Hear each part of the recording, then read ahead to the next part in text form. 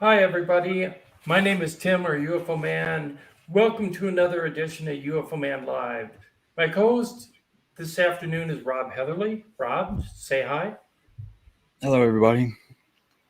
And we have a very special guest from the United Kingdom by the name of Gary Heseltine. He is the Vice President of um, International Coalition for Extraterrestrial Research, or ICER. He is also the founder of an organization called PRUFOS, which is police officers reporting UFOs, and that's mainly in the UK, correct, Gary? Yes, it's for UK police officers. Yeah. Right. And the last time I looked at it, it was updated to 2019. So I want to give a warm welcome to Gary Hazeltine from the United Kingdom. Welcome. Thank you for having me as a guest. You're more than welcome. And you're welcome back anytime, Gary.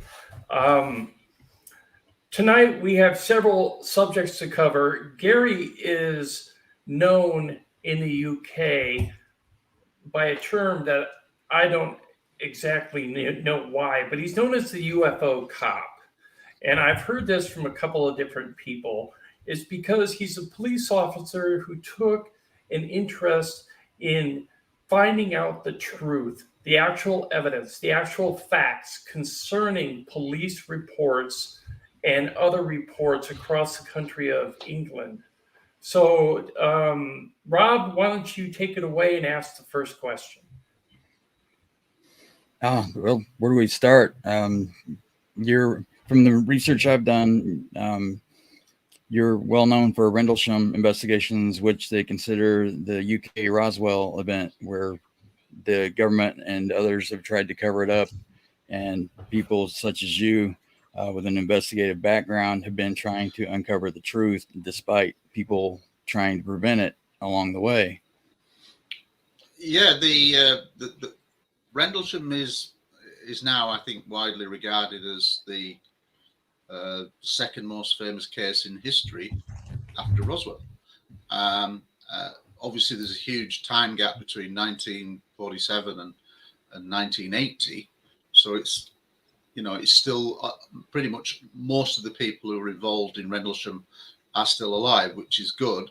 And from my point of view, I'm still certain that there are many, many more witnesses out there in the wings. In fact, I know this because I've spoken to some, or I'm aware of some that others know that won't come forward because they don't like the way the existing narrative is portrayed. The other thing as well is that because the case is so well known, it's one of those world-class cases that could change people's opinions, i.e. non-UFO community people, if the real facts were ever put out.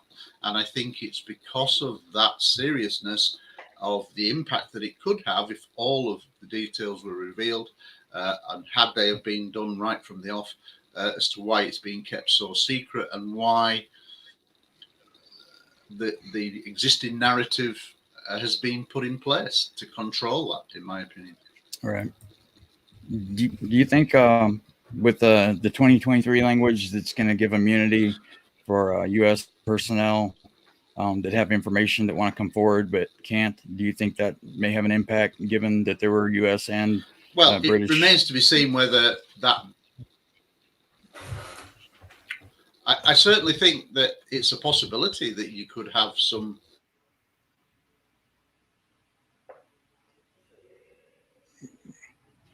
Are you guys, can you hear me? On Bentwaters and Woodbridge at the time of the event, they may come forward.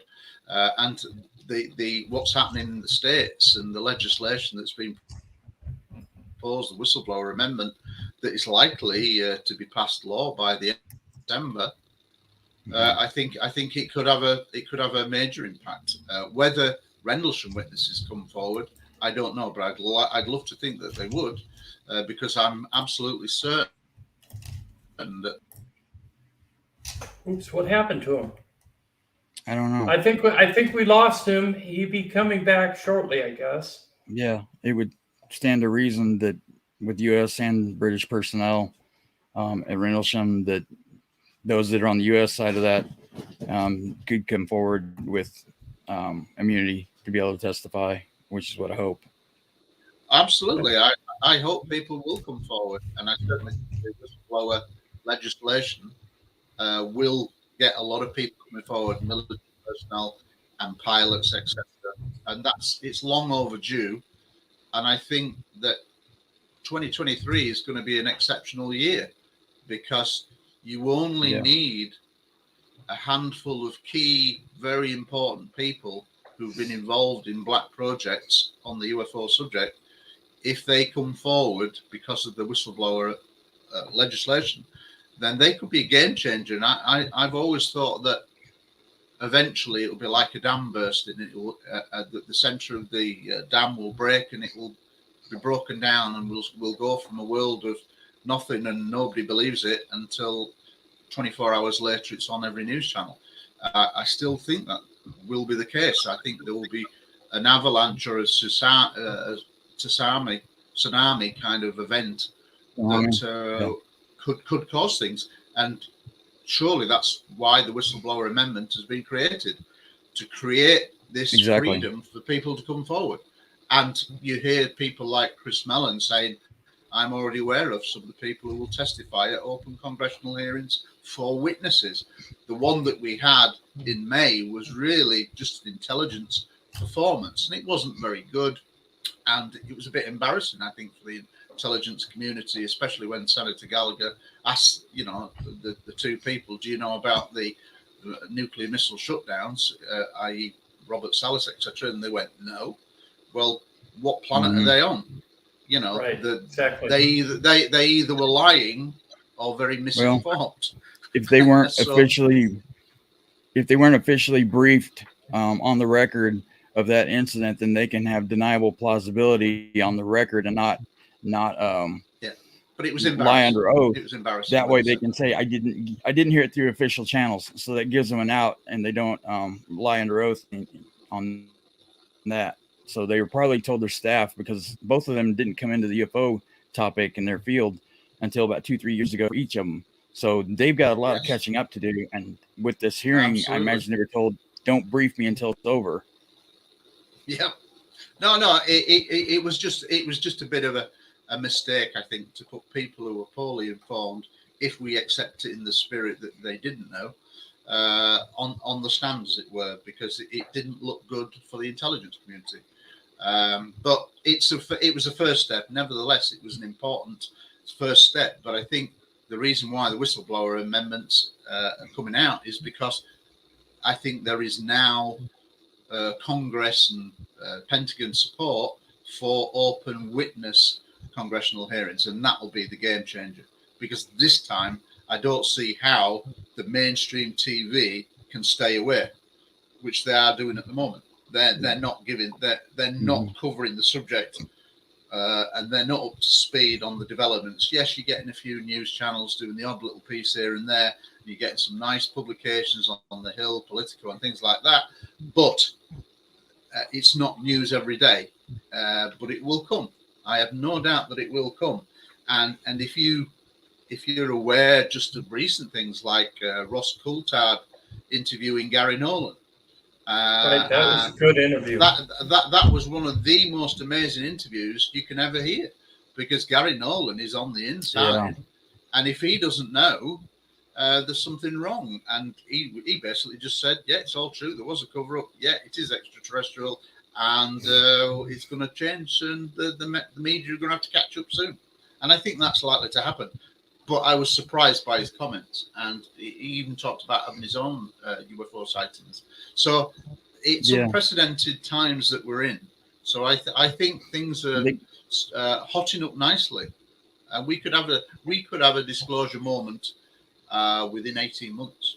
The way it is going, I think with Lou, he said that there were other people that are going to step forward, because he didn't. Lou Elizondo, he inadvertently became the poster boy.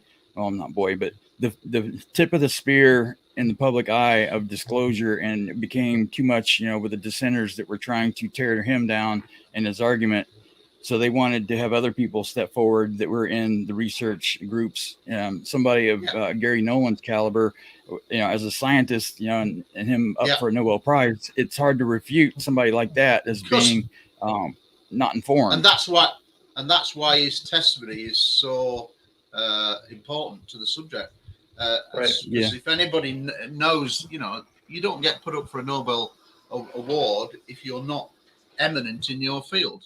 And what he was saying was just absolutely mind-boggling, really. It was one of the most impressive interviews you'll ever hear about, really, what's been going on for the last 70 years. It was a hugely influential interview.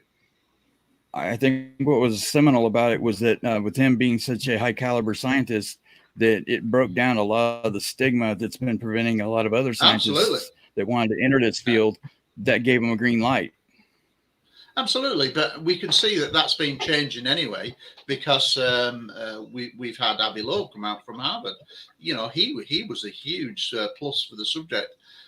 Yes, he comes from it from a slightly different point of view, but the fact that he was able and thought strong enough it was time that he could come out without risk to his career and say, I want to talk about UAP. That was a huge moment. The Galileo project is a huge asset to what's going on. But you think about NASA. NASA have said nothing on the subject for donkey's years, and then suddenly they get a new administrator, and he's saying, no, I've talked to the pilots. These people saw things. We're going to have an investigation. Now, with everything that's coming out with the likes of Gary Nolan, how does NASA, having committed to a 9-month UFOs, UAP, whatever you want to call them, how can they now try to cover up what's emerging as a result of the Tic Tac, the 3 videos, etc., the gimbal, go fast, etc.? You can't put that genie back in the bottle now. No. And so I think that we're in unprecedented times, and there is a pace gathering now. And yes, the press are up to speed, but they'll have to be at some point. Whether it's kicking or streaming, being dragged into the room, they're going to have to cover it at some question point. I got about that concerning NASA and their 9-month program, $100,000 that has been allocated to that is virtually nothing. Absolutely. Well, you would think that if they were really intent on investigating the issue, that they would actually allocate a lot more than that. Well, you would, but I think that the bottom line is, how do we know it's only 100,000? That might just be one figure that's been plucked out of the air, but how can we ever know? But the point is, I think it's really the emphasis by Bill Nelson. He's the one that's changed NASA upside down. And I just can't see how they can try to come up with a negative. There's nothing to it. Right. It would not make sense. I think he is doing it, hopefully, to say, yeah, actually, there is something to this. And I think that's maybe why it's building towards that. I think that was a fun. That was. Go ahead. Sorry. All I was going to say is a lot of people believe that NASA has been studying the issue for more than just recently, that they've seen things. Probably I mean, so. The Apollo astronauts even came out and said that they had seen things. And when they saw a craft, they would refer to it as Santa Claus, or they'd refer to it as they go off channel and go off to a different secure channel. So it's I mean, most of us are aware that there are lots of Apollo stories and NASA science, Skylab sighting, which is an excellent sighting from '73. Yeah, there's lots of anomalies to do with space. The question is that they used to say absolutely nothing. In that way, they couldn't be criticized one way or the other. And it's now a huge sea change that they're actually getting involved and talking about UAP. Because again, we were all crazy and they didn't say anything. But now it's like, it's okay to talk about it. And that makes me wonder, and if you only had $100,000, which is nothing, like you say, why would you do a study that takes 9 months? That's a long period to come up with a conclusion. I kind of wonder why 9 months, as if to say, well, maybe by the end of 2023, we might be close to some kind of disclosure. It depends what happens with the whistleblower amendment. I think that's going to go through unopposed because it's bipartisan, being approved. Nobody was apparently against it at all, which is unheard of in the States.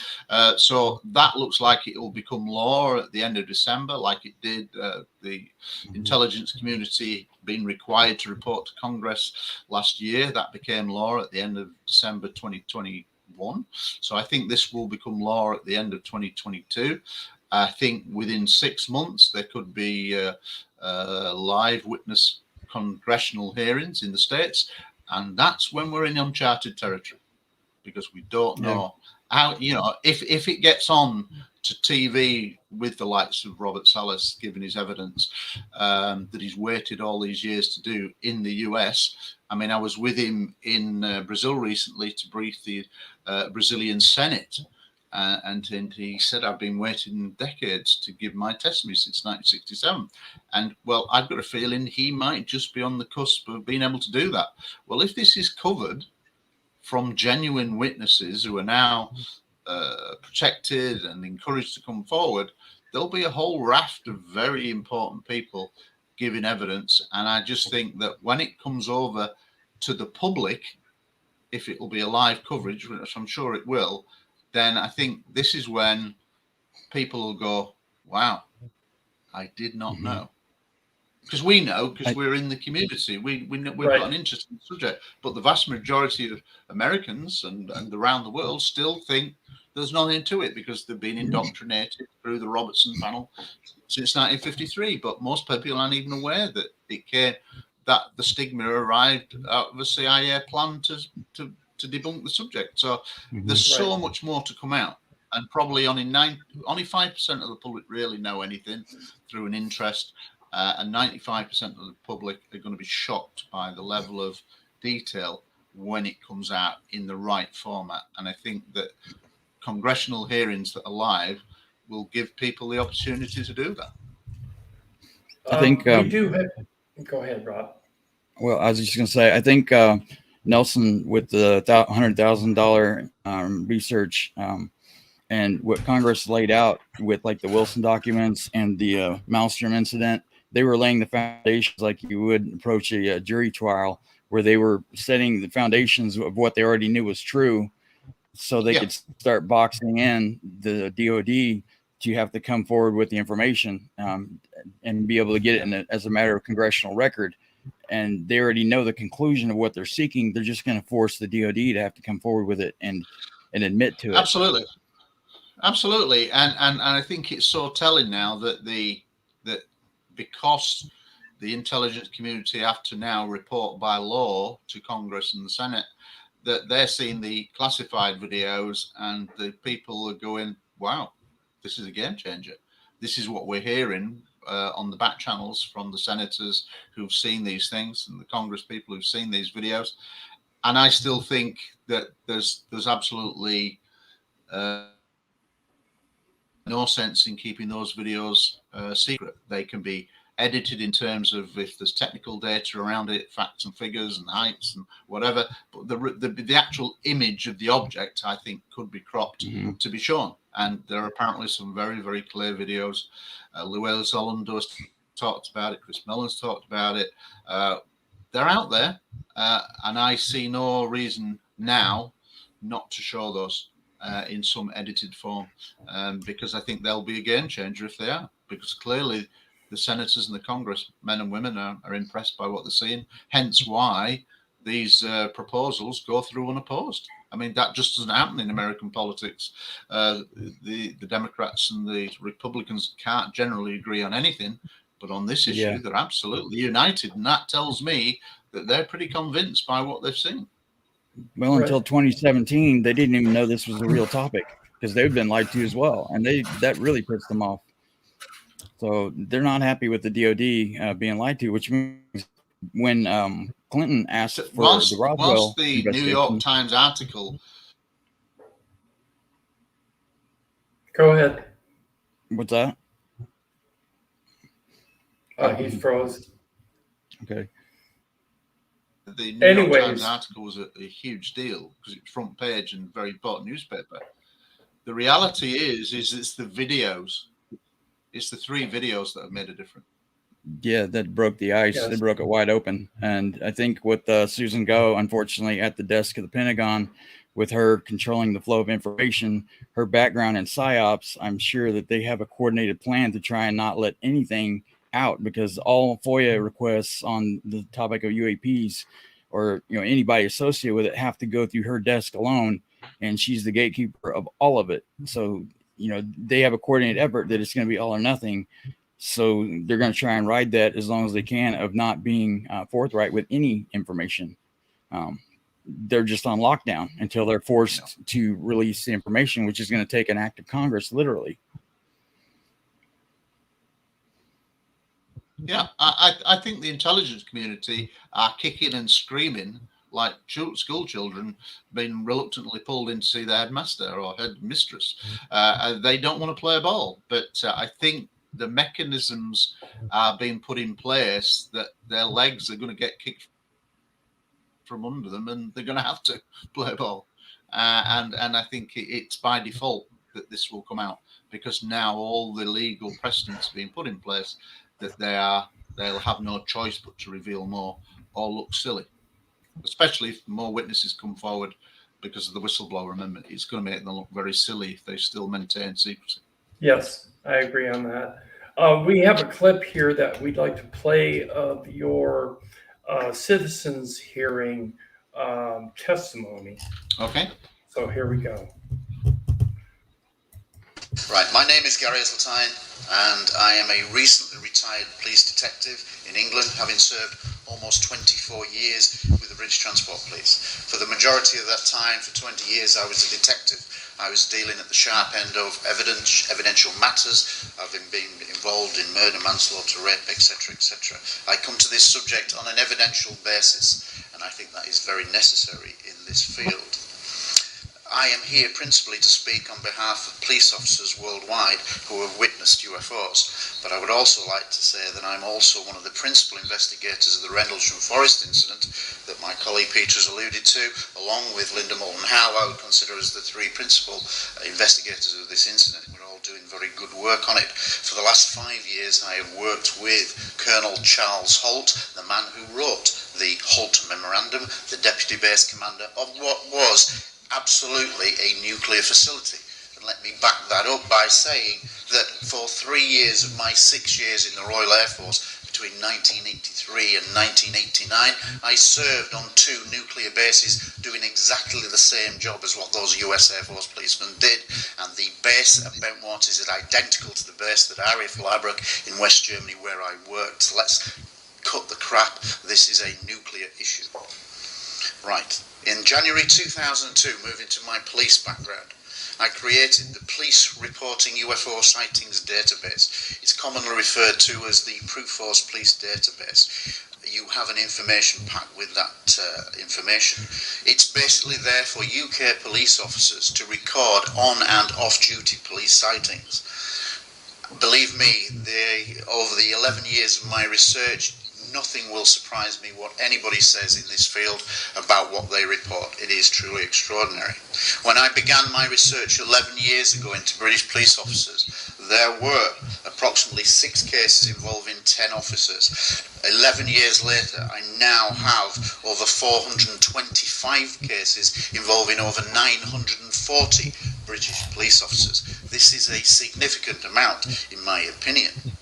These sightings have taken place the length and breadth of Britain and have been reported at all times of the day. Whilst I'm not a big lover of statistics because they can be manipulated, I would say that the key statistic for me is that over 70% of these cases are multiple witness officer cases. Therefore, it is significant corroboration to a sighting event. Again, I look at this case through evidential eyes. In one particular case, there is in excess of 24 police officers that were involved in tracking at least one object over 6 counties of Britain on the night of March the 30th, 31st, 1993. This is referred to as the Cosford incident. Many police officers have observed structured craft of huge size and proportions in close proximity to their ground positions. These craft range in shape and size and dimensions from many tens of feet to many hundreds of feet in size. Many of the police cases on the database, in my opinion, are truly extraordinary. For example, in October 1984, near RAF Northolt in Middlesex, a silent black triangular object was seen at low altitude by two uniformed police officers on mobile patrol, which they described as being the size of 3 football fields. When I sought to clarify this description of size, they said when they saw it, it was above 3 football fields. So I think that's a pretty good representation of size. This report was made by Police Constable Robin Perry of the Metropolitan Police. On another occasion in October 1978, 3 uniformed police officers in a rural area of Buckinghamshire observed a huge object, which they described as a size of a football field, which suddenly and silently materialized in front of them in the blink of an eye and at relative close proximity to their position. However, there were also a number of smaller objects flying around the large main object, akin to a mothership kind of scenario, and the larger object then projected a beam down to the ground, which was the width of the football field, which then traversed the ground as if scanning the terrain for several minutes. They watched for this event for approximately 5 minutes before suddenly it went off and dematerialized in the blink of an eye. 1 second it was there and then it was gone. And this has been described as like switching on a light bulb on and off. Not something that I think our stealth capability is quite capable of yet. The source of that report is the Police Constable Eric Raymond, retired of the Thames Valley Police. Many officers have seen objects that appear to move in ways that seem to defy laws of known physics and aerodynamics. For example, in May 1981 and 1982, 2 firearms officers were involved in the close protection of what was then a very prominent Conservative minister in a rural location in North Yorkshire. At approximately 5:30 hours in the morning, as they were walking in the grounds of this residence, they suddenly became aware that the sunshine had darkened, the sky had darkened. When they looked up to establish the cause of that, they were amazed to see a huge, dark, purple, cylindrical object with a pronounced undercarriage underneath it that was described as being the length of a football field, a common figure in all of this, and hovering silently above the house at an altitude of only 200 to 300 feet, which is extremely close. The object remained motionless, silent, above the house for 5 to 10 minutes before it suddenly and silently accelerated in the blink of an eye out to the horizon, where it stopped in an instant for a few seconds and then disappeared towards the horizon and out of sight. The source of this report is Police Sergeant retired John Pawson of the North Yorkshire Police. In my introduction, I mentioned that I would refer to police officer sightings worldwide, and in the time permitted, I would like to draw your attention to just 2 particular countries where numerous police officer sightings have taken place. Namely, I refer to the United States and Belgium.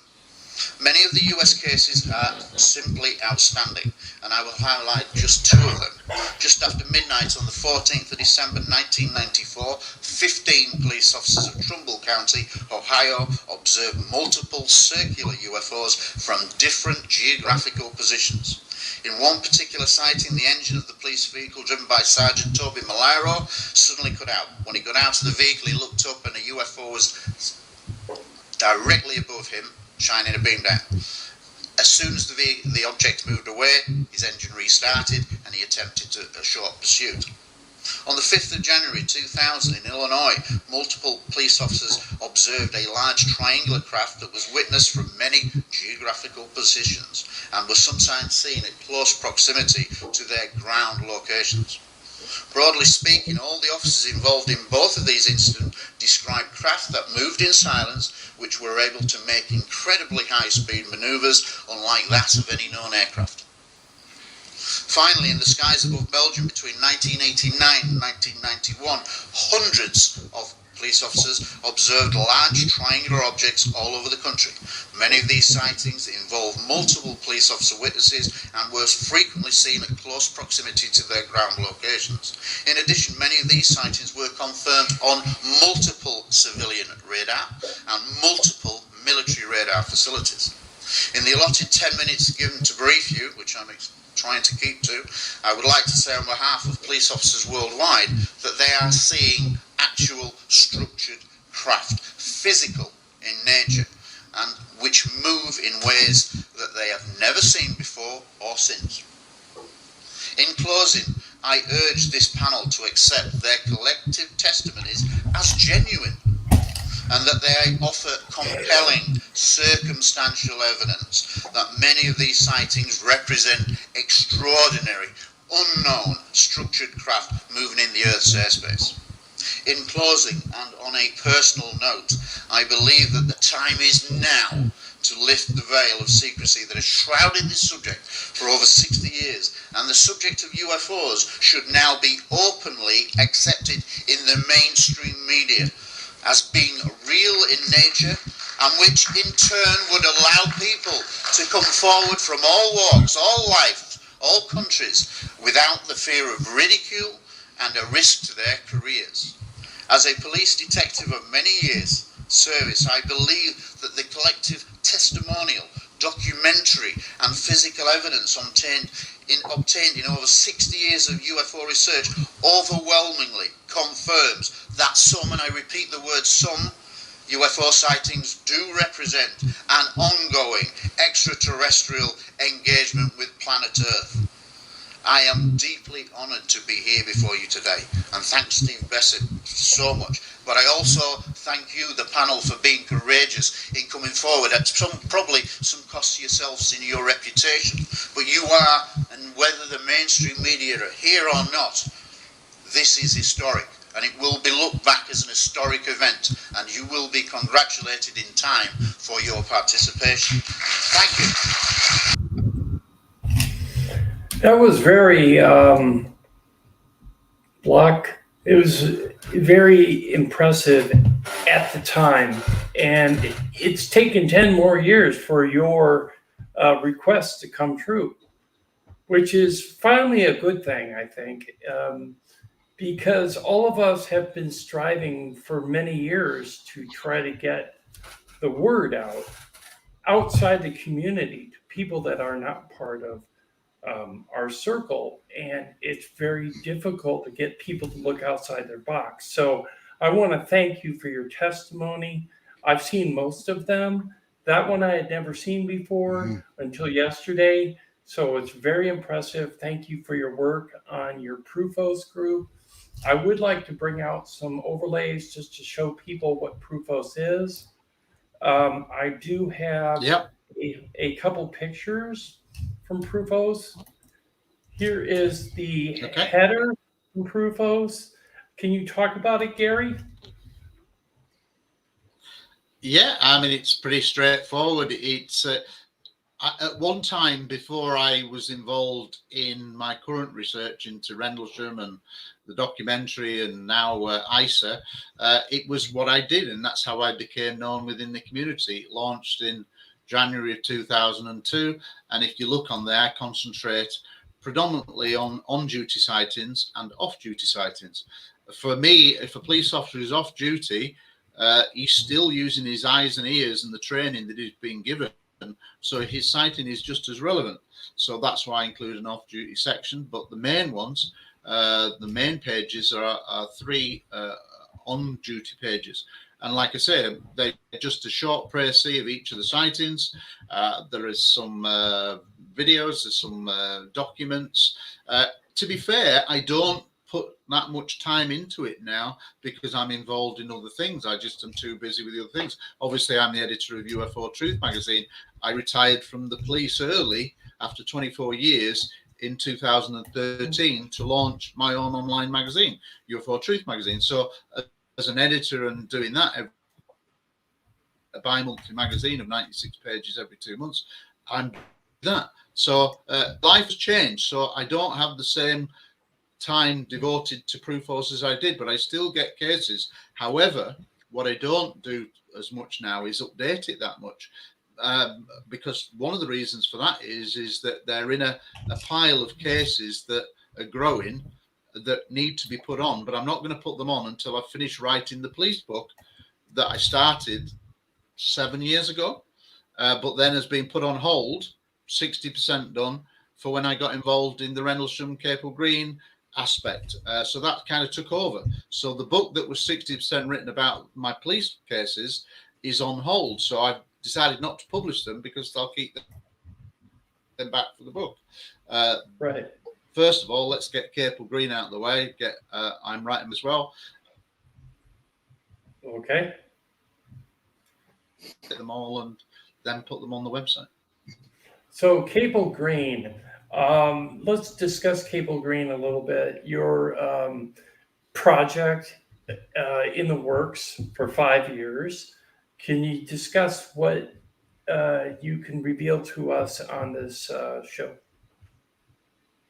Yeah, Capel Green originally started off as just as a project that was probably going to be a year, 18 months at max, and it was going to tell it largely from the basis of Larry Warren having passed a polygraph test, which was the start. I was asked to get involved, and I suggested that he do a polygraph test. There's a lot of controversy about him, and he passed it with flying colours. So that's where I got on board, and so that was the original scope. But then over time, we decided that if you're going to tell the story, we might only get one chance at this. Let's tell the whole Rendlesham story. And of course, that's when your timescales go back and back. And we ended up telling the whole story. And I went into a reinvestigation phase. I mean, I thought I knew the case quite well. I'd had a 7-year collaboration period with Colonel Holt.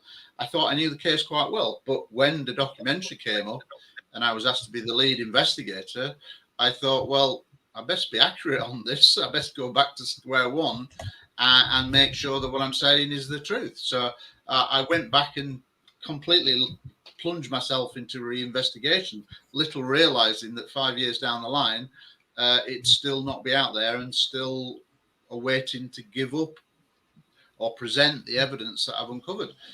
And the bottom line is that I found a lot of stuff that I wasn't aware of by going right back to day one after the incident, and then interviewing people again, many of whom have gone on testimony, but I spoke to them again and got new testimony, including 2 interviews with one of the key witnesses, Sergeant Adrian Bustinza, who was kind of a mythical figure in all of this, but I had 2 interviews with him, 3.5-hour transatlantic call, and then I think it was about a 75-minute Skype video call, which will feature in aspects of it. Clips will be featured in the documentary. But it's about the whole thing. But I've done lots of other interviews, traced other people. But what was also interesting is that I uncovered a lot of what I would call pertinent, what I think you want to hear as the public, you'd find interesting information that was historical and yet had never been presented in any TV documentary ever. And it's like so much good stuff was brushed under the carpet. And what kind of the position I'm now after 5 years of that process is that I've come to the conclusion that the existing narrative of the way the case is portrayed is substantially wrong for the last 25 years.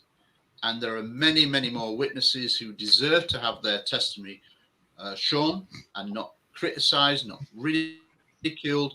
Everybody is a part of Rendlesham, yet certain people, it strikes me, want to control the narrative, and that's wrong. Yeah. And as a bit of an example to this, I have lectured in the United States several times prior to 2013.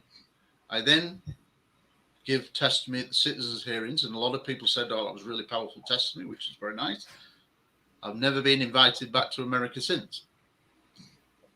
So we're now 9 years down the line from that testimony, but nobody will go near me largely because of my work with Rendlesham Forest and because I'm perceived to be working on a hoax by the likes of Nick Pope, who says I should be arrested, blah, blah, blah. If you're still a police officer, I should be arrested. Well, why? He's lost. I'm only going to be governed by the evidence. Nick Pope has And lost that's the favor problem. in the United States lately with his credibility. Well, I don't know about that, but all I'm saying is that, you know, you've got to look at it common sense. I've now been in this subject publicly for 20 years as a public researcher, since January 2002. That's when I went public with the police database, and that's how I've become known within the subject. Now, what would be the point of me getting involved in a hoax documentary? What, it would destroy my professional reputation if I've got one in the UFO community. What would be the point of doing professional suicide? It wouldn't. I can only look at this subject through evidential eyes, and there's a clip, and it's non-political, but one of the things that there's a really good quote by Trey Gowdy, who's a former Republican congressman, and I think he's a very charismatic speaker, and I think he was a lawyer, and watched him and thought he's a very good speaker, and I like his no nonsense approach. And he gave this quote. I'm not sure when, but he gave this quote where he said basically, the facts are neither Republican nor Democrat. The facts are the facts, and I go where the evidence takes me. And that's exactly what I'm doing. Now, in the end, if I get testimony from several people, note the word several people that are saying other incidents happened that are not in the current narrative, then these are military witnesses who deserve to have their testimony known, and yet they're not. They're being controlled to a degree by a mission. And the existing narrative that has been out for the last 25 years is fundamentally flawed. And because I threatened to expose that, then I'm not a popular bunny in the United States. I think this is a very good start in helping turn that around. Like we were discussing earlier, after 2017, when facts started to get injected into this conversation as a whole, I think your testimony needs to be revisited by relevant people to help get that out there. Yeah. One of the things I found striking, you had mentioned in your testimony about working on a couple of bases that had nuclear Get me wrong. on them. When I talk about the narrative, the three principal witnesses of Holt, Pennis, and Burroughs are definitely involved. How?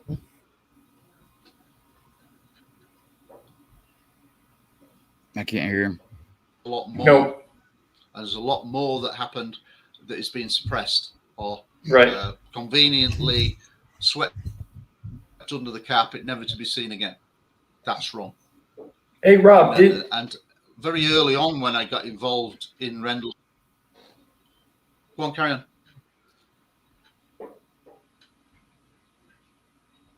What's that? We can't hear you. We couldn't hear you, Gary. You cut out. In regards to something that Rob asked me before the live stream, he wanted to know in regards to Rendlesham Forest, in regards to the gentleman that touched the vehicle that was on the ground. Did you get any testimony in regards to the glyphs, in regards to the transfer of information? The answer to that is that Jim Penniston, who you're talking about, was definitely there, definitely involved, definitely gave us a statement after his involvement. So he's clearly a witness. However, he didn't mention the alleged download of information for 30 years. Publicly until late December 2010 at the 30th anniversary conference in Woodbridge. Then he told the audience, and that was a bit odd. But he said basically he could tell. But I mean, he'd been retired a long while, so he could have told anybody. He could have told his friend John Burroughs, who he was with in that involvement. but he didn't tell him until October of 2010 when it came out by accident during the making of a documentary program for Ancient Aliens. However, at the same conference, he then actually slips out that he'd actually had the hypnosis in 1994. And talk of binary codes was mentioned first in a book called Glimpses of Other Realities by Linda Moulton Howe in 1998. So on the one hand, he's telling the audience 30 years down the line, well, I didn't know what it was or whatever. And then he actually at the same conference says, well, actually, yeah, it came out in a book in 1998 and we talked about the binary codes then. I'm thinking, what? You can't have it one way and out the other. So as a police officer, as a detective, and somebody who was trained in body language, I'm not impressed with all around the alleged binary codes. Does that include the glyphs? Does that include the glyphs that you claim to see? No, I think he always consistently spoke that there were glyphs, raised glyphs, that were like etchings on glass, that it was different to the rest of the surface. So I think he did see those things, and there are drawings in his pocketbook. Trouble is, his pocketbook wasn't seen for many, many years. And then suddenly it's produced for a documentary. So there's a lot of things that doesn't sit right with me with that. And there was a lot of, for example, just as a digress, right? In that first Ancient Aliens program that came out on the 30th anniversary or just after, so 2010, he basically had given 6 pages of his open clip notebook, so you could put pages in and take them out, which is not great because you could, in theory, add pages after the event. I'm not saying he did, but in theory, the fact that it's not fixed and bound means that you could insert as well as take out. So on those pages, he gave 6 to someone who went away and knew what binary code was, and they come up with these fanciful coordinates all around the world, right? Okay. He gave him 6 pages. When he talked about it on the radio just a few days later, he talked about 6 pages, 8 pages, 9 pages. Then he went on other shows and said, oh, it was 12 pages, 14 pages, 16 pages. I think I'd know. Know how many pages there were in my notebook. Yep. And that is very, very, as a detective trained as an advanced interviewer of suspects and witnesses, it doesn't rest easy with me that the fact he's so inconsistent. And then he went on the Angela Joyner show 11 days after that appearance in Woodbridge in the UK, and he made some really contradictory statements like, I knew what it was from the off. What? He's saying when he touched it, he knew what it was. Time travel from the future. What? It's very inconsistent for me. So I've done a lot more research around it, but that's all I'll say at the moment. But I'm not overly impressed by the binary codes allegation, but he was definitely a witness. Yes, Rob?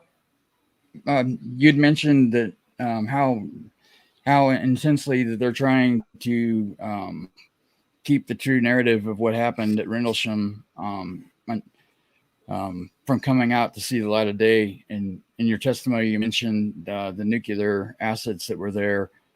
Do you think that given how much in the media that even Gary Nolan and Jacques Vallée have talked about recently with increasing frequency, the nuclear aspect of all the facilities globally, what do you think the connection is with the phenomena in relation to the nuclear bases and things, the implications of that?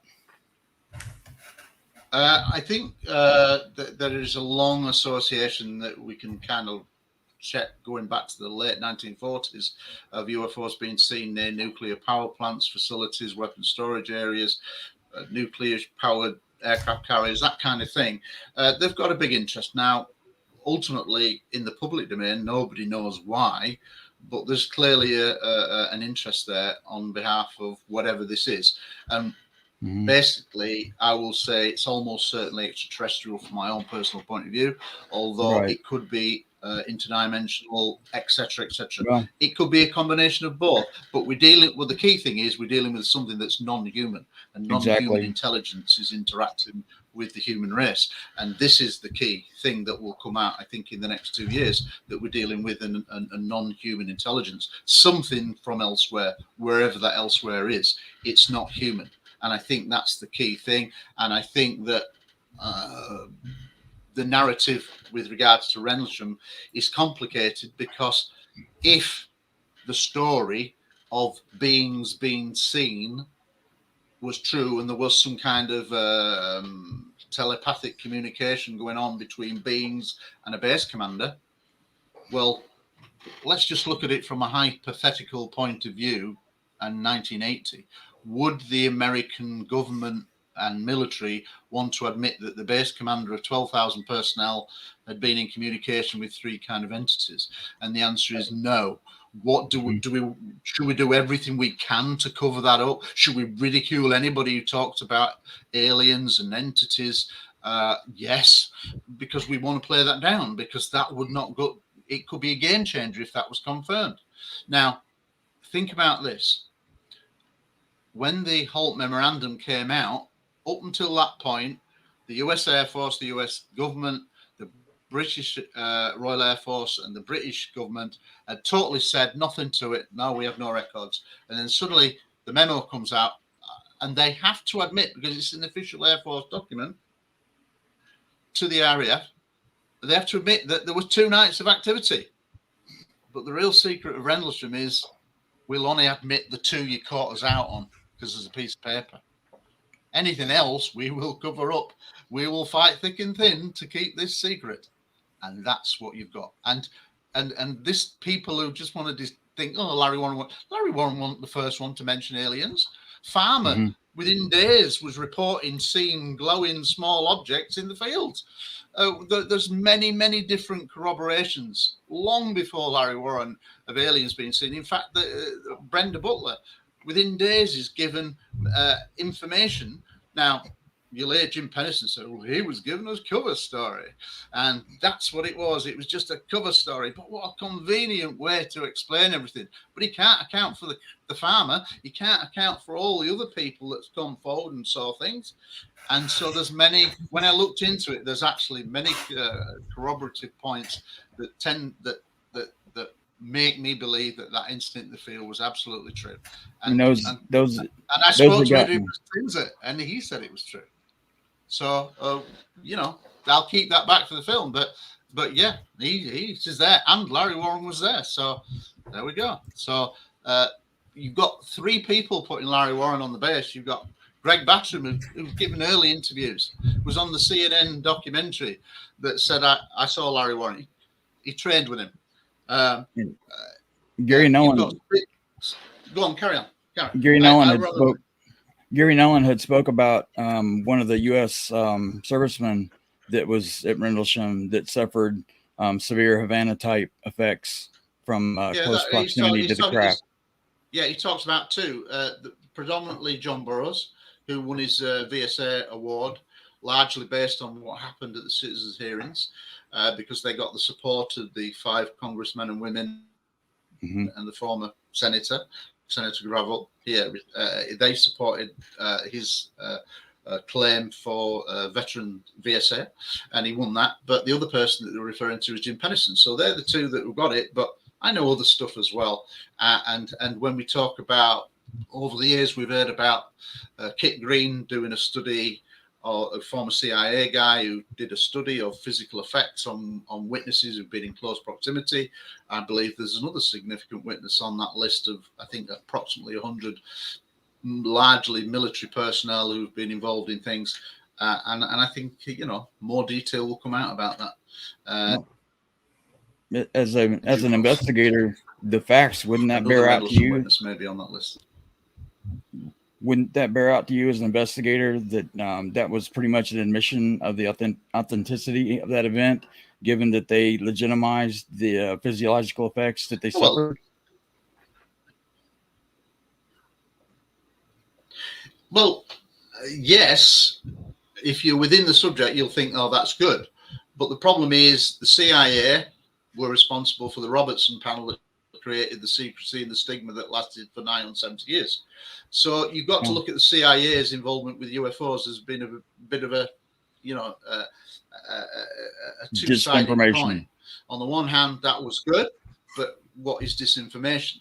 I'm not saying Kit Green is disinformation, but what I'm saying is when a lot of people view the CIA's involvement in ufology, if that's the phrase, as being a bit suspicious. And I think they have exploited and given disinformation over the years and played silly games. I think the Doughty thing, Richard Doughty thing, he was deliberately putting out disinformation.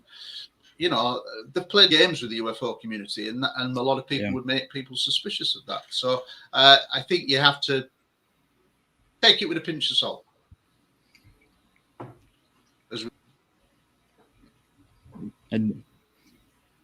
Go ahead, Rob.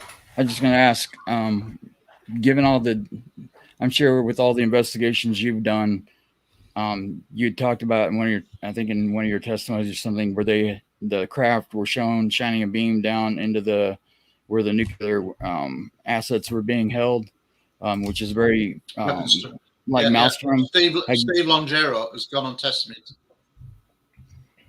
Have you? Yeah. What's your gut feeling of what their interest is? What we do, what we.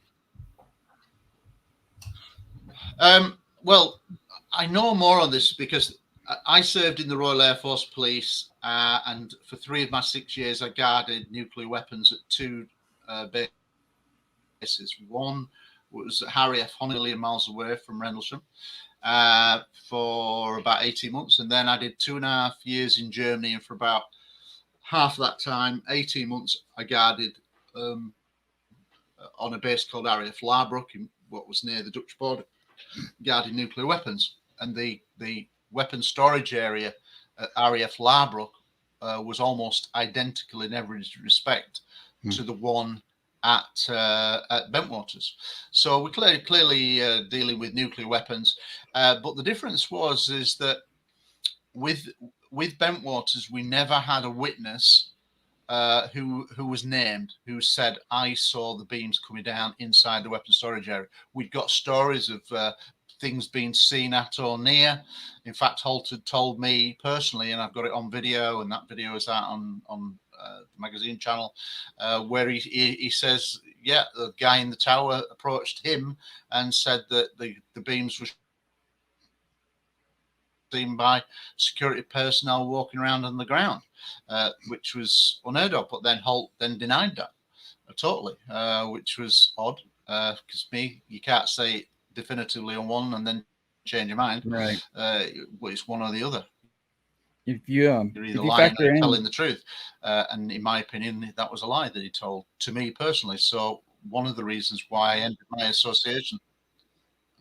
There's a lot of ancient history that ties the phenomena to being on this planet, at least as long as humans have. If you factor that into the equation of these non-human entities, that this would be at least part of their home, it would just stand to reason that they would not want us to destroy the rest of the planet along with ourselves.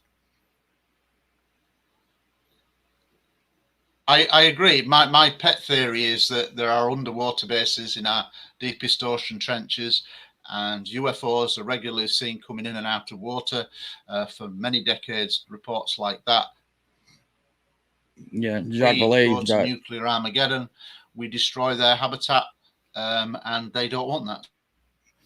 That's kind of a lot. Holt had told me personally on 2 occasions that there were more nuclear weapons at the Bentwaters than anywhere else in Europe. And yes, it was a nuclear base. Yes, it could have housed some nuclear weapons, but it had far more than it should have. And at a time of nuclear crisis, a world crisis, i.e. hundreds of thousands of Soviet troops massing on the Polish border to rise up against the Polish shipyard workers under Lech Walesa, and don't forget, Poland was part of the Soviet Union at that time. So this threatened to create a Third World War scenario. And then you've got the Iranian hostage crisis going on in the States, 52 American hostages held by the Iranians. So you have troubles. So I think at a time of world crisis, that was a nuclear inspection. And the amount not the fact that it was nuclear weapons. It's the amount of nuclear weapons that had not been declared legally was the reason why UFOs showed up at that time in December 1980. That's my pet theory. Wasn't there a lot of at least a few bases in Europe that were exposed as having nuclear stockpiles that weren't supposed to, because there were craft seen above them or around them, and that drew attention to the base that uncovered that they were holding nuclear assets for the Allies when they weren't supposed to? So by default, they kind of outed the bases to having the weapons that they shouldn't have had there. Well, there was at the time, this was 1980, there was another base that the Americans were at called Greenham Common. And everybody thought that the illegal amount of nuclear weapons was being stored at Greenham Common. So there was actually a peace protesters camp, largely filled by women, peace protesters, that was there actually for several years. And they all thought the weapons were there. But in reality, they were just up the road at Bentwaters. And Bentwaters was the key. And I think that's one of the things that is not able to be proven definitively. Yes, we can prove it through documents that nuclear weapons were there, that it was a nuclear base. The amount of people on duty meant that it was nuclear. We've got testimony from 5 or 6 of the military witnesses who go on camera and say it was nuclear weapons that they were protecting. But as the amount, I can't really prove that. But I think that's the real story of why they turn up, is because there were more nuclear weapons at Bentwaters than had been declared. If you think of it that way, than had been declared. And at the time of world crisis, they threatened to destabilize the world. I think what's unfortunate is that with the counter-important things and the last congressional hearings in 1965, rather than bring this forward to the world and tell the truth and be able to discuss it as a species of what the implications might be with these nuclear indications, to have that conversation as a whole, to determine what intent might be telegraphed by them. We're 75 years down the road from that, and just now starting to crack that door again. So we're years behind the 8 ball of having this conversation to try and figure out what the implications are. Well, you make a good point, and this has been dragging around a 75-year-old cover-up. But I think what's changed, and I kind of always thought that this would be the case, is that as technology made rapid improvements, we're going to detect these things more and more. And I think if you go back to the Tic Tac, and you hear people like Chris Mellon and Louise Alexander, they'll say, well, the aircraft had better sensors, the ships had better radar, better sensor avionics, and they start to show up.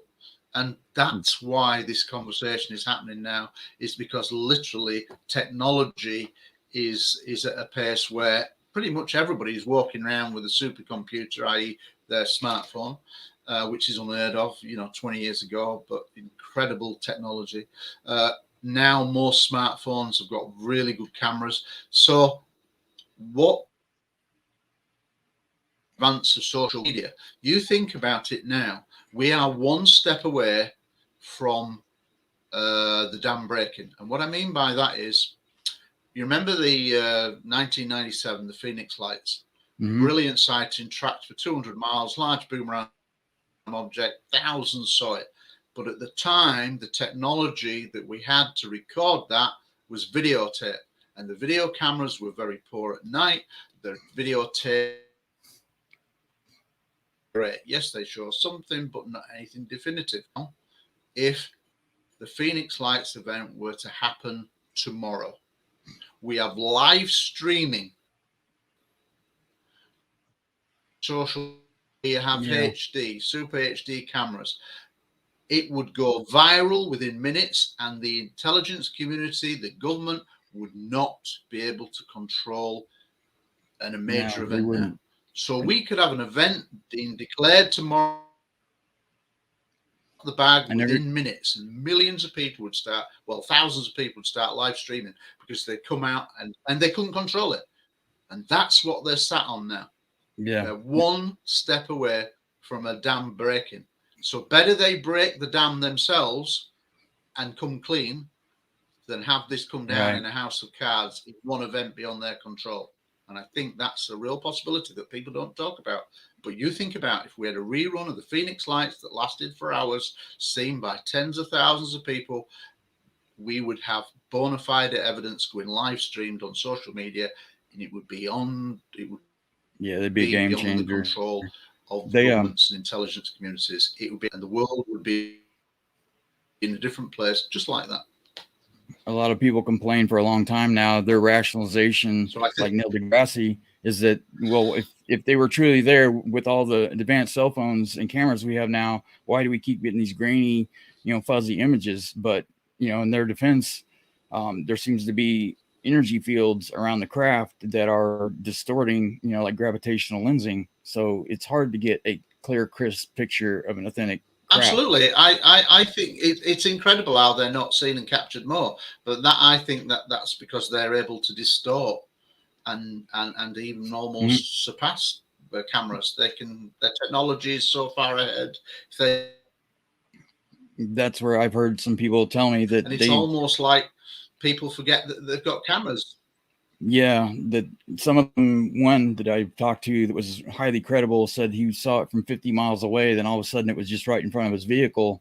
They are aware when somebody's looking at them. They know when devices are looking at them, so they can manipulate the time. You look at slide 9. They can manipulate the data, the person, the camera, the recording. They can control all that if they want to.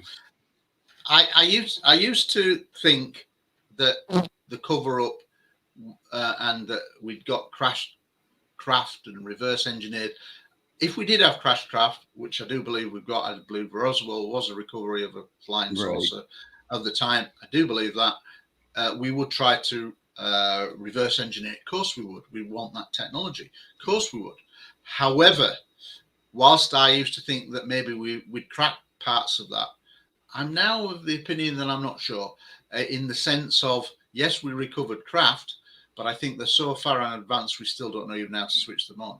I mean, if you gave an iPhone to Leonardo da Vinci, he wouldn't have a clue. It would just be magic. And what if the craft is a million years ahead of us in technology? How are we supposed to understand that?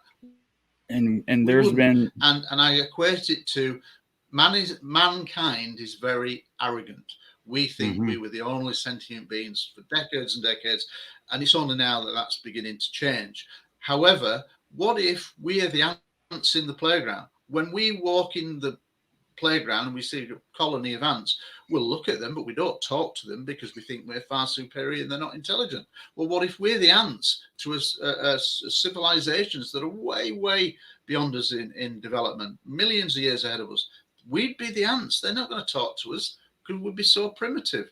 Why would you? Yeah, they might we're look not at us, catching they their might surveil interest, us, which is what they're doing. They might study us, which is the abduction phenomena explained, where we've been examined by different species probably. But why talk to this primitive warlike race that just wants to blow each other up and kill each other? There's nothing new under the sun for them except that our nuclear weapons have got their attention. About us, but we might be interested. Sorry about that, guys. I had technical difficulties. Yeah, it's all right. I just wonder where we went. Oh, the nuclear weapons aspect presents them with a risk, because if they're here and they've got bases, then we are at direct risk to destroying ourselves and indirectly their habitat. So that's why they're interested in nuclear weapons. It kind of does make sense. Yeah, and throughout history, we've seen how people, geniuses, weren't. A lot of the breakthroughs came through dreams or pushes or what you call a download, rather than decades of research. They just all of a sudden they get, like Roon or John, they get these flashes of brilliance, of new physics and things of that nature in mathematics. If they can push that into the human. Let me just clarify. Go ahead. Let me just clarify something. I believe that people can have downloads of information. I'm just not sure that was a download of information, a genuine one. That's what I was going to say. But I do Well, believe people, like you say, can have flashes of inspiration that may come from somewhere else, some influence. I'm just, You know, in fact, my own involvement as a researcher came from a dream that I had about frustration of disclosure. I woke up with a very telling dream, a waking dream of a film. I've always been interested in film, and the first thing that I ever did before I got involved in research was write a film script about a possible Hollywood story, a scenario, and that came in a dream. And that then 2 years later led me to becoming a researcher because I felt something was pulling me in. So yeah. I do believe that you can have dreams and you can have influences from perhaps elsewhere. I don't know. I don't claim to have ever had an abduction experience, nothing like that at all. But I did have a very strange waking dream that set me on a path that led me to be a researcher. So where that came from, I don't know. And I used to put it all down to coincidence. You know, my thought process is that if these things, if some people can be pushed,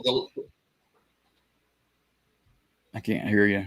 I think you're chosen to do certain things. I think I now accept that something compels me to do what I'm doing for a reason.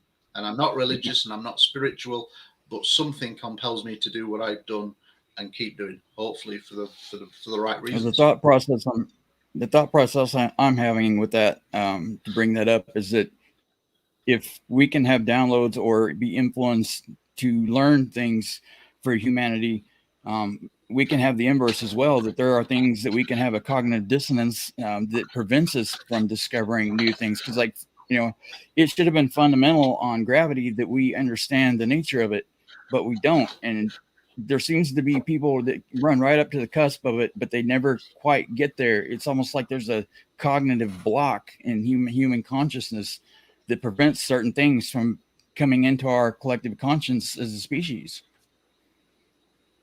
Yeah, no, you may be right. You absolutely may be right. Lots of things are on the table, and it's good that we're having these broader discussions now. As the stigma recedes, it's allowing people and scientists to come forward, and I'm sure they've had questions for a long time, but they didn't feel able to come forward because it might cost them their career, their research programs, grants, and whatever. But now more and more bona fide scientists, top scientists, are coming forward and want to engage in this subject, and that can only be good for the subject. But we have to get this cover up out of the way. Absolutely. And when it breaks, I suggest that we have truth and reconciliation hearings like they did in South Africa with the end of apartheid. We don't send people to prison, but we want people to go on the record that they played a part in the cover-up. They give testimony, and then you say, thanks for your testimony. Now we're off into a real world, and let's do some open research. Gary, one thing I want to touch base on real quick is your organization called ICER, which is International Coalition for Extraterrestrial Research. And I took a screen grab from your page. I couldn't get everybody in the picture, but here it is. I see that you got Don Schmidt representing the United States. Yeah. That's very important because I'm on my second interview with him next week. So we're going to discuss with him ICER and his collaboration with your group. Yeah, Don was the person who got me involved in ICER. Let me correct you. It's not my organization. It's a collective coalition. I'm the vice president and was one of the early people that put it together. So I'm one of the founding members that put it together. But we now have 30 countries, 30 national representatives, which is a lot. And in this subject, it's very rare that you get anybody working with each other. But we've now managed to do that. So we have 30 national representatives, 30 countries, and we're a coalition made up of scientists, academics, and leading UFO researchers. And you talk about Don. Don was the person who got me involved in this process that was before ICER came into being, because he invited me to go to Moscow because he'd been to China And at the start of our creation, it was originally going to be a Chinese backed disclosure movement, basically. And he'd been invited with Roberto Panetti from Italy to go to China. And then they had said, we want, can you put countries together to create a coalition?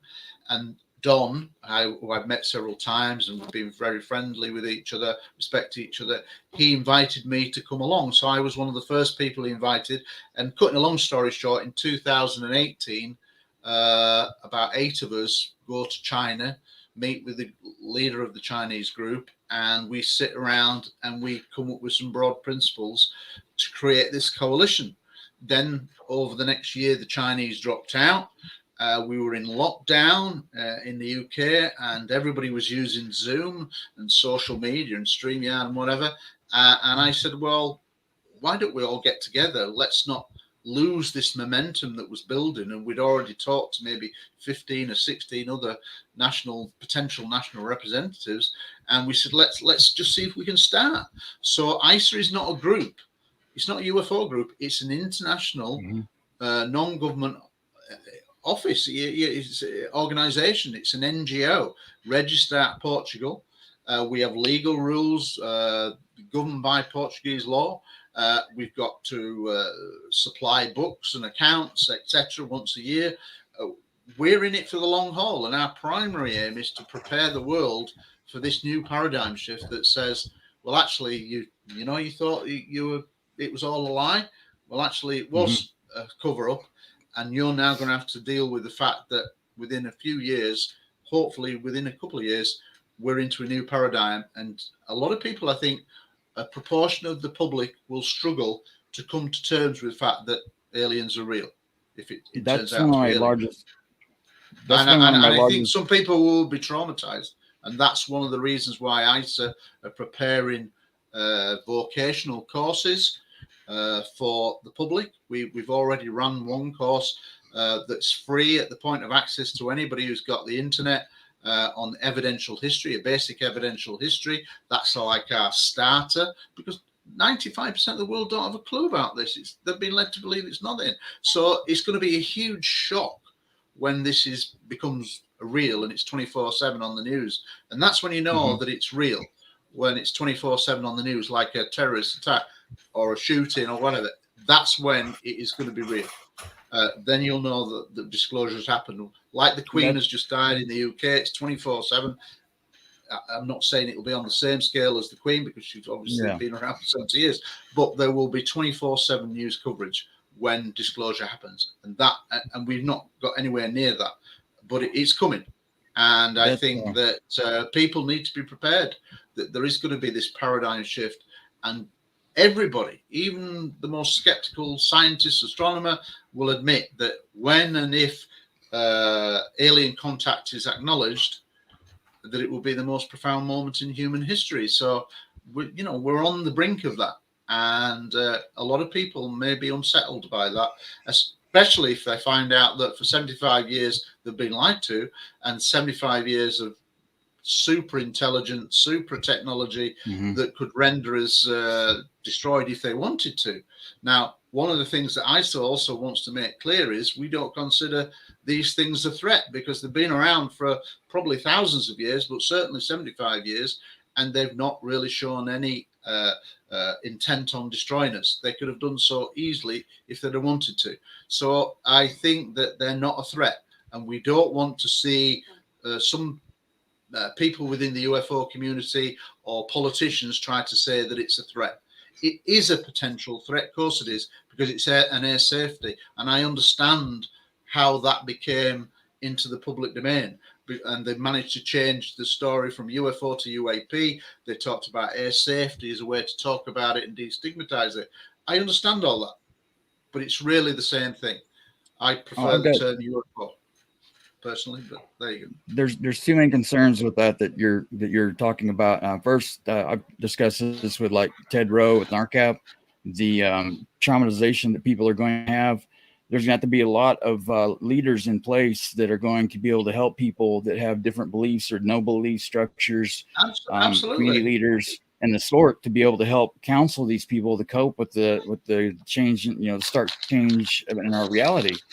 And the second concern that I have is, if these have been here a very long time, and they are not, if this is their home too, which seems to be the case, if they're not going to allow us to destroy the rest of the planet, how are they going to go about not allowing that to happen? If they choose to do that, are they just going to deproliferate the weapons, or the weapons in the military that holds them, or the civilization that created them? I think that's a legitimate concern to. It is, and logically. I think they've had they've given demonstrations before. If you think about Maelstrom 67, Robert Salas, that was a nuclear shutdown to say we're capable of shutting them down if we want. And then you've got the case in the former Soviet Union where they switched them on for a time, for a few seconds. So they can not only switch them off, they can switch them on. So that level of technology is out there, but the world wasn't ready to even talk about it. But I think now, because of the increase in technology, if they don't talk about it, it's going to happen. It's going to happen through the internet on a live stream. There's going to be another massive UFO event, and then that'll be very embarrassing. I'm going to ask you one question, Gary. Is that Rusty or Daisy? No, this is Daisy. Sadly, my dog, my own German Shepherd, died. I had to have him put down. He was very ill. I'm sorry about that. But this is Daisy, and she wants to go out. So she keeps coming up to me to say, let her out. So I might have to just let her out. But I think we're coming to the end of our time now, and I have actually got to go out. So if there's one last question you want to go for a last question if you want.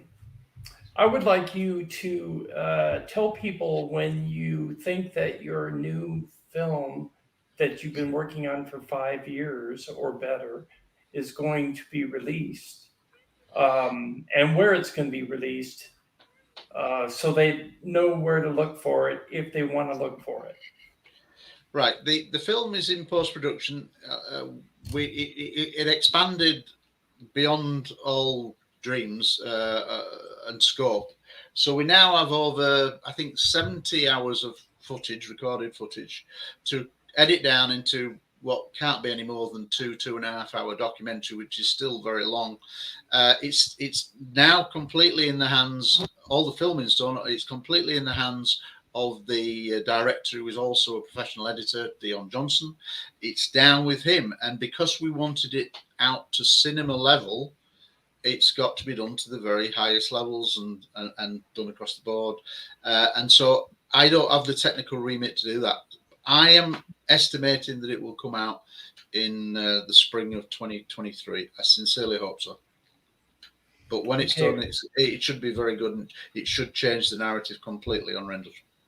Okay, to everyone online and everyone that's watching in the chat room, the film is called Cable Green, and it is in It is reference to the field where this craft landed. Yeah, Cable Green is the controversial story of Larry Warren, but it's the whole story. But the incident where the title of the documentary comes from originates from Cable Green, which is the field that Larry Warren said he saw a landed craft on another night that was surrounded by security policemen. Yeah, that's where me and Larry are in that screenshot there, and basically that it was being filmed on motion picture cameras. There was security police all around, and then later on entities are seen, and there's some kind of non-verbal communication, like a telepathy going on between the base commander, which he said was Gordon Williams, the base commander, who's denied being there at all. But I think he was. And the evidence will point, I think, very clearly that that incident occurred from multiple sources. So that's just a part of it, but that's where that diagram comes from, that image comes from. And the film is really the whole story of Rendlesham, but that's just where the title comes from. We want to thank you for coming, Gary. I think your dog is really pushing Yeah, you she's to go trying to want to go outside. out. Cheers. So we're going to let you go, and we want to thank you for being here and sharing your knowledge with us. You're welcome. Discussing the UFO topic. We would like to have you back so we can dig a little deeper, and maybe my computer won't act up. Yeah. No, let's get the film out, and then I can talk a lot more freely. Okay, that sounds great. We'll look forward to your Excellent. film coming out, and we'll get back to you soon. Thank you. All right, Gary. many thank you. Send me a All link. right. Thank you. Will do. Bye. Bye. Okay, Rob, I want to talk a little bit about UFO Expo before we sign off for the evening. UFO Expo is going to be in Roswell on March 10th, 11th, and 12th, 2023. It is the second UFO festival that is going to be annually in Roswell, but it won't be like the one in July, which is family oriented. The second one will be more tailored toward young adults and adults, and it won't necessarily be the same old rigmarole where you go and you see a speaker telling the same story over and over again. They're going to have tracks where they talk about certain storylines. So maybe it'll be an ancient aliens track, or UFO witness track, or paranormal uncovered track. They're going to have people of influence, TV personalities that are going to appear, and I can name a couple of them. James Fox. That'd be cool. He's already confirmed. Also, Ben Hansen, Melissa Tittle, Ben Sprague. There's quite a few. Travis Walton's going to be there. Tom Reed from the Berkshire UFO Encounter. He's the main person that's going to be there because this is his baby and he arranged it. And he got offered to bring his conference to Roswell. So that's where it is. And we do have a video that I would like to play, which is going to feature a band that is going to be there, and they're called Brothers Veiling Rock. Here it is.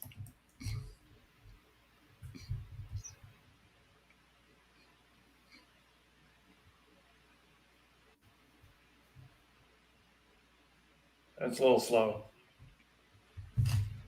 I can't hear anything. It was the first week of July, back in 47, and it was a hot and easy mixture of lightning storms in the western desert of New Mexico. But a chance encounter and circumstance led us to you, the people of Earth, in a crash that would change history for all species of the galaxy. We lost everything in the wreckage, except our will to live. And so with only our guitars on our backs, we roamed the earth for the past 70 years, learning from your planet's greatest musicians and songwriters. Jimmy, John and Paul, Eddie, Ganja, and these punk-rock dudes from Seattle. We may have lost everything in the wreckage, except our will to live. And now, our will to rock.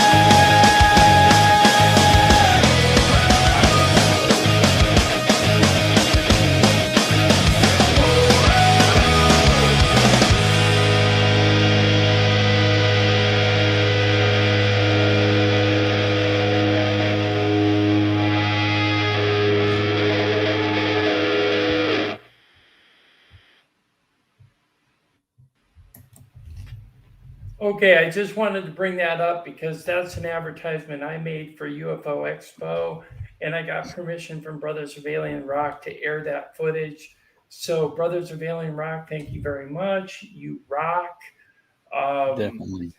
If you want tickets for UFO Expo, go to ufoexpo.com. And Expo is spelled with just the X, not the E. Okay.